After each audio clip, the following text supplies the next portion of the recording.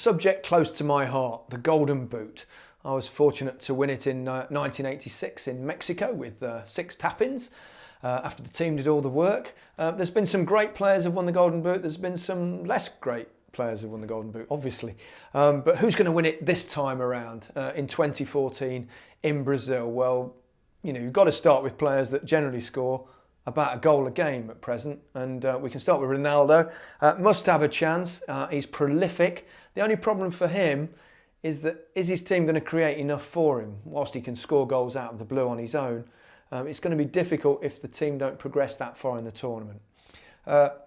Messi has to be one of the favourites, has to be the favourite for me, because he's so prolific. The group that Argentina are in, he could conjure up a few goals. They play Iran in one game, he could score 3 or 4 in that alone. So Messi has to be one of the strong favourites. Of course he is.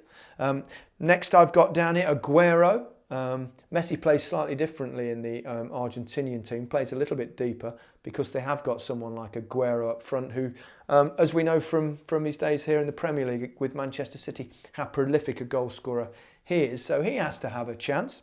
I've got Robin van Persie. We know how good he is, and we've seen him in the Premier League for many years.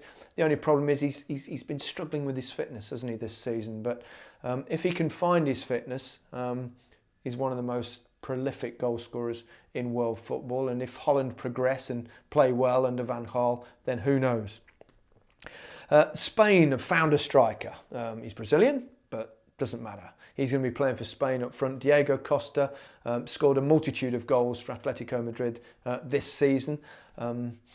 He has to have a chance.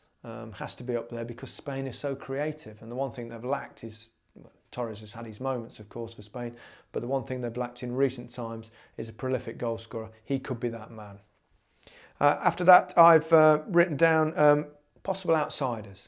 Daniel Sturridge. Who knows? He might have another England winner. He's scored a lot of goals for Liverpool, close to a goal a game since he arrived there. If he can take that into international football, then he might just have a chance. For that to happen, of course, England have got to go a long way in the tournament. Will that happen? Not so sure. Benzema for France. Benzema, he plays for Real Madrid. He's scored a lot of goals for France. I'm not sure he's the kind of player that will be that prolific.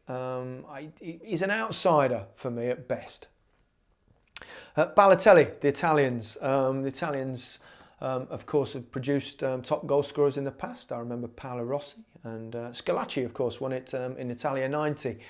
So despite the fact they're known generally for a slightly defensive style of football, they have produced 1 or 2 great goal scorers. You never know what you're going to get with Ballotelli in all sorts of different ways.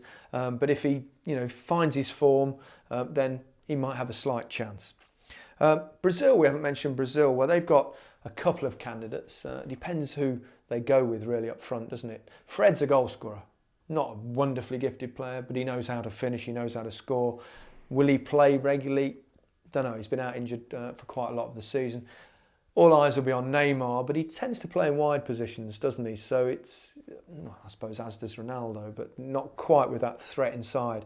Neymar, I think he'll score goals, but I don't think he'll win the Golden Boot. And finally, it's worth mentioning the winner from 4 years ago, Thomas Müller from Germany. And the Germans could go quite a long way in the tournament. And if so, he's probably the most natural goal scorer they've had since Closer. So that's my list. If I've got to pick one, I'm not going to surprise you. I'm going to go with Messi.